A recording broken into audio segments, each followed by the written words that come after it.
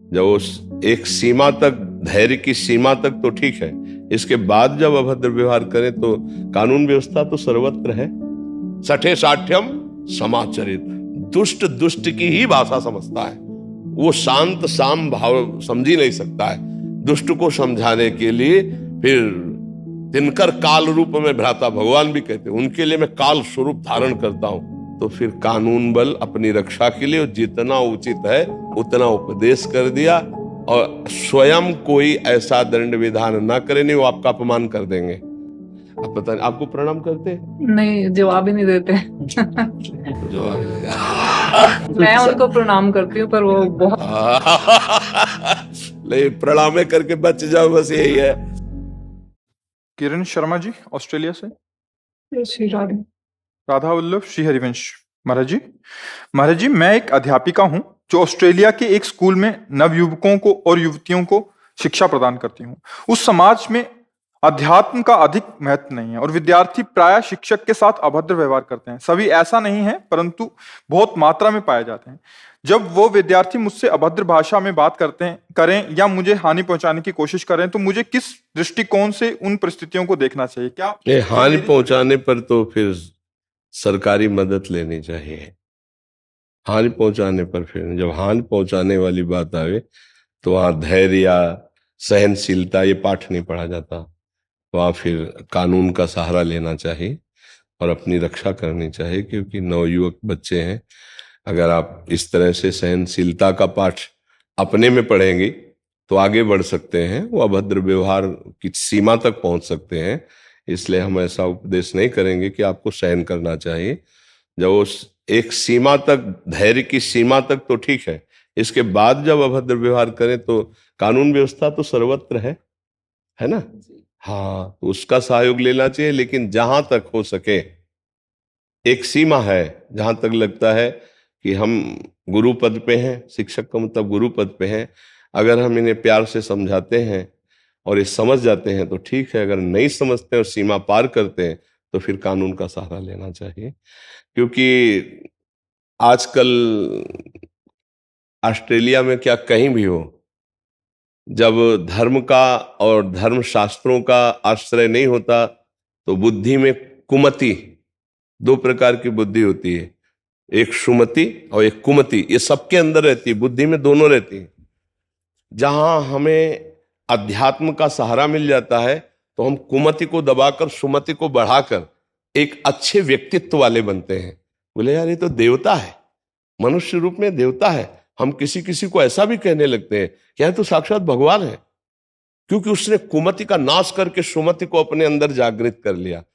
अब अध्यात्म ना होने के कारण, अध्यात्म ज्ञान ना होने के कारण कुमति ने सुमति को दबा दिया है और सर्वत्र कुमति का बोलबाला हो रहा है। जैसे व्यभिचार, व्यसन, हिंसा, चोरी, ये बहुत मात्रा में फैल रहा है। नए नए बच्चे ड्रग्स ले रहे हैं, इंजेक्शन ले रहे हैं, जहरीली नशे कर रहे हैं। अब उनको अर्थ चाहिए, अब अर्थ के लिए वो कुछ भी कर सकते हैं, क्योंकि उनको नशा चाहिए। और नशा हुआ तो अब गर्लफ्रेंड बॉयफ्रेंड, व्यभिचार खूब है, मनमानी व्यभिचार हो रहा है। अब ऐसे लोग यदि उपद्रव करें तो केवल कानून का इशारा है, उनको धर्म की शिक्षा काम नहीं आएगी। वो नहीं समझेंगे तुम्हारे धर्म को और तुम्हारी धर्म की बात को, क्योंकि कुमति अब अपने रंग में है। जैसे राक्षस है तो उस राक्षस को विनय के द्वारा काबू नहीं किया जा सकता, राक्षस को दंड विधान के द्वारा ही काबू किया जाता है। तो जब कुमति अपना स्वरूप धारण करती, रंग लाती, तो राक्षस बन जाता है। जैसे मोबाइल से गंदी बातें देखी, गंदे आचरणों की अंदर प्रबल वेदना हुई और कई बच्चे मिलकर के ऐसे, फिर इसके बाद वो अपने बचाव पक्ष में आग लगा देते हैं, ऐसे मार, ये इसको आप क्या कहेंगे? मानवता कहेंगे या राक्षस कहेंगे? राक्षस शब्द आएगा ना। राक्षस कौन हुआ? जो सुसुख वांछा में इतनी बुद्धि भ्रष्ट हो गई कि अपने जैसे ही शरीर को, हमारे शरीर को चींटी काटे तो हमें दुख होगा, उस शरीर को हमने नष्ट कर दिया, धर्म विरुद्ध आचरण कर दिया। तो ये राक्षसी प्रवृत्ति बढ़ रही है। गुरु है, हमारी माता के समान है, इनके सामने कैसा व्यवहार करें? आप खुद बता रहे हैं कि वो ऐसा व्यवहार, अभद्रता, तो कुमति बढ़ी हुई। कुमति को दंड के द्वारा सुधारा जाता है। सुधारने के 4 बताए गए शासन के। साम माने विनय पूर्वक समझाना, आपसे हाथ जोड़कर कहते हैं आप ऐसे से ऐसा, देखो आपके स्वभाव का परिवर्तन होना चाहिए, आप हमारे बच्चे हो, साम। और दूसरा उनको प्रलोभन देकर आप अच्छे बनोगे, आप ऐसे हो जाओगे आप। और तीसरा कुछ देकर, उसे दाम कहते हैं, राजनीति के अंतर्गत आता है इसमें। चौथा फिर आता है आखिरी दंड। अगर तुम नहीं समझ पा रहे हो तो तुम्हारा, तो यहां साम दाम भेद ये सब नहीं चल पाएगा, यहां एक दंड ही चल पाएगा। जब कुमति बढ़ती है तो वो दंड के द्वारा ही सुधरता है, दूसरा कोई उपाय नहीं होता। नहीं तो वो आपके ऊपर हावी हो सकते हैं, चाहे स्त्री शरीर हो चाहे पुरुष शरीर हो। देखो कुछ विद्यार्थियों ने अपने टीचरों के ऊपर आक्रमण किए, ऐसे संसार में देखो ना ऐसे कितने उदाहरण हैं। तो आप तो स्त्री शरीर में हो, तो जहां कहीं धर्म विरुद्ध अवहेलनात्मक वृत्ति देखे तो फिर कानून का सहारा ले। नहीं, आजकल के नए बच्चे अपने माँ बाप को नहीं मानते हैं तो आपको क्या मानेंगे। बहुत ही अध्यात्म विहीन जीवन होता चला जा रहा है। आज हमारे नवयुवक भारतीय भाई या कुछ बाहर रहने वाले ये सत्संग सुन रहे हैं, हम एहसान मान रहे हैं, हम उन्हें धन्यवाद कहते हैं कि आप सत्संग सुन रहे हो, ये हमारे भाग्य हैं, उनके भाग्य नहीं है, हमारे भाग्य कि आप सत्संग सुन रहे हो। ऐसे कलिकाल में, ऐसे वातावरण में जहां ऐसी राक्षसी बुद्धियां अपना तांडव कर रही, वहां नौजवान गंदे आचरण छोड़ रहे हैं और अच्छे सतमार्ग में चल रहे हैं, तो हम ये समझते हैं कि हमारे ऊपर बड़ी कृपा कर रहे हैं। हाँ, तो कम से कम बात मान रहे हैं, ये हमारे ऊपर बड़ी, और लाखों की संख्या में, एक दो नहीं लाखों की संख्या में। जैसे प्रातःकालीन का कहोगे, रात कहो, रात के जैसे हम 2:15 में लिफ्ट से नीचे होते हैं और फिर लिफ्ट से लेकर के यहाँ गेट तक 35-40 हजार लोग होते हैं, बच्चे बच्चियां, और उनमें 80% नौयुवक होंगे, नौजवान। तो हमें लगता है कि रात में क्लब में नाचने वाले बाबा जी के लिए रोड में खड़े हैं, बस इतना ऐसे हुए चले गए। तो कलयुग में भगवान की एक विशेष कृपा हुई कि संत की बात मान रहे, बाबा जी की बात मान रहे, नहीं तो आजकल कोई किसी की बात नहीं मानता है। तो अब इतनी तप बल कि आपकी बात का प्रभाव पड़े ऐसा तो है नहीं, क्योंकि आप गृहस्थ में हैं। तो फिर कानून बल अपनी रक्षा के लिए जितना उचित है उतना उपदेश कर दिया, और स्वयं कोई ऐसा दंड विधान ना करे, नहीं वो आपका अपमान कर देंगे। आज के बच्चे ऐसे उद्दंड है, तो आप हमें तो यही लगता है कि ऐसे ही चला जाए, क्योंकि सहनशीलता ज्यादा नहीं। अगर ज्यादा सहनशीलता तो फिर वो दुष्टता पे उतर आएंगे। एक संस्कृत में शब्द कहा गया है नीति में, सठे साठ्यम समाचरेत, कि दुष्ट को दुष्टता की भाषा समझ में आती है। एक यशो थे, तो थाने के, वो यशो ही तो कहते हैं, तो वो उनको जब परिचय के थे तो कि वैसे अगर विनय पूर्वक समझाया जाए तो सामने वाला चाहे चोर हो चाहे दुष्ट हो समझ सकता है। तो उनका कहा महाराज जी ये पवित्र बुद्धि वालों में तो हो सकता है लेकिन दुष्टों में नहीं। उन्होंने घटना सुनाई कि किसी चोर ने चोरी की और पक्का पता चला कि इसने चोरी की, तो उसको बैठाल करके थोड़ा मीठा मंगाया, ठंडा पानी पियो। कहा भाई जो चोरी की है हमें पता है, आप दे दीजिए। कौन कहता है चोरी की?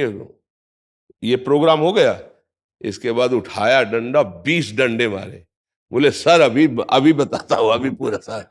तो उनका ऐसों के लिए मिठाई और पानी और हाथ जोड़ना, सठे साठ्यम समाचरित, दुष्ट की ही भाषा समझता है, वो शांत साम भाव समझ ही नहीं सकता है। दुष्ट को समझाने के लिए फिर तिनकर काल रूप में भ्राता भगवान भी कहते हैं, उनके लिए मैं काल स्वरूप धारण करता हूं, तब उनकी समझ में आता है। नहीं वैसे हाथ जोड़ने वाली भाषा उनको समझे में नहीं आती। तो आजकल दुष्टता बढ़ रही है, नहीं बढ़ रही। गुरुजनों का आदर, माता पिता का, वैसे पढ़ने वालों में तो विनय बढ़ना चाहिए।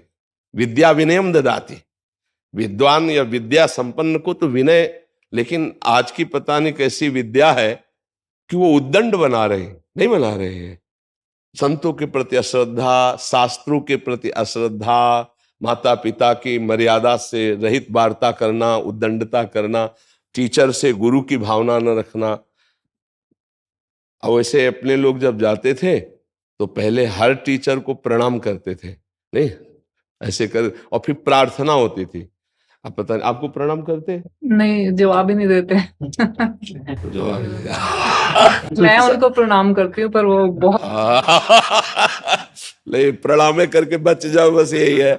ले आज का समय बदल गया, देखो ला। हाँ, तो हम लोगों को जो शिक्षा प्रारंभ में दी जाती थी तो सबसे पहला काम होता, जब टीचर के सामने जाते थे तो ऐसे।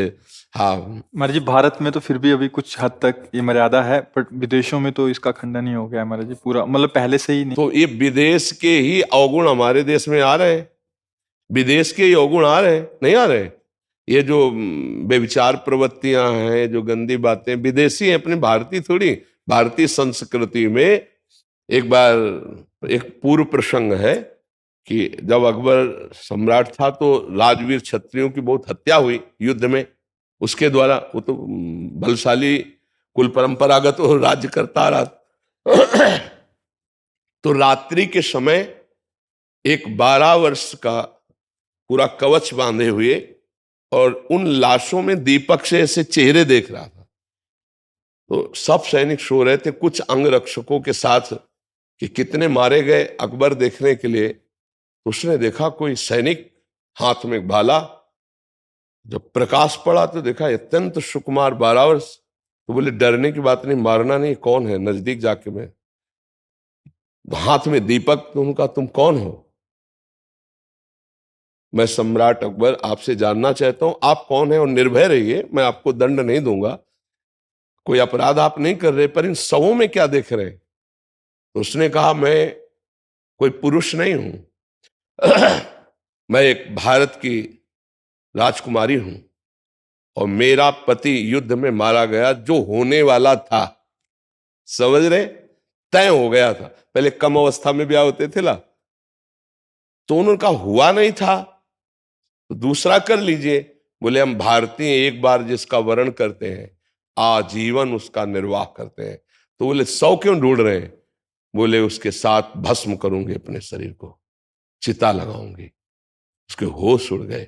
ये भारतीय संस्कृति, एक बार जिसको वरण कर लिया आजीवन के लिए उसका। सत्यवान को जब वरण किया सावित्री जी ने, तो नारद जी ने बताया बहुत गलत कर लिया, 1 वर्ष में मर जाएगा। तो उनका 1 वर्ष तो बहुत होते, जिसको हमने वरण किया 1 दिन भी अगर वो हमारे साथ रहेंगे तो आजीवन उसी स्मृति में हम निकाल देंगे। और उसी पातिव्रत ले यमराज से छुड़ा लिया सत्यवान को, अपने चरित्र को सुना है। ये हमारा भारत देश है, ये हमारे भारत की संस्कृति है। ये नहीं कि 4 दिन उससे बॉयफ्रेंड बने और फिर ब्रेकअप, फिर दूसरा, फिर ब्रेकअप, यानी ऐसे नहीं, फिर तीसरा। अब देखो ये क्या है, चरित्रहीनता है ना। ये कहां से आया है? बाहर से आया ला, अपने देश का है। हमारे समय जब हम स्कूल में पढ़ते थे शब्द ही नहीं था, बॉयफ्रेंड गर्लफ्रेंड शब्द ही नहीं था। ये अभी जब से मोबाइल चला होगा तभी से चला होगा, हमें लगता है। नहीं थे ना, जानते नहीं थे क्योंकि हाँ, ये बात तुम्हारी हम ज्यादा पॉइंट देते कि हम लोग एक ही स्कूल में पढ़े, बच्चियां बच्चे थे, कबड्डी खेलते थे। 10, 12, 13, 14 वर्ष की अवस्था वाले बच्चों में दोष ही नहीं था। हाँ, ये तुम्हारी खास बात रही कि वो जानते ही नहीं थे। आज 12, 13 वर्ष का बच्चा पूरा संसार का पंडित है, पूरी बात जानकारी उसको है। ये बात सही कि जानकारी ही नहीं थी। तो इसीलिए आप अपने मर्यादा की रक्षा करते हुए धैर्य पूर्वक नौकरी का निर्वाह करें। बच्चों का जितना सुधार करने की आप चेष्टा कर सकते हैं उतना कीजिए, अपने को बचा के, और आप खुद भगवान नाम स्मरण में लगिए। वो जीवन यापन के लिए, लेकिन जीवन प्रभु के लिए है। हाँ, प्रभु का नाम जप कीजिए, और जब आपको ऐसा लगे कि अब हमारे जीवन की यात्रा के लिए पर्याप्त धन हो गया है, तो अब किसी भगवान के धाम का आश्रय लेकर भजन कर जीवन पूरा कीजिए। जी।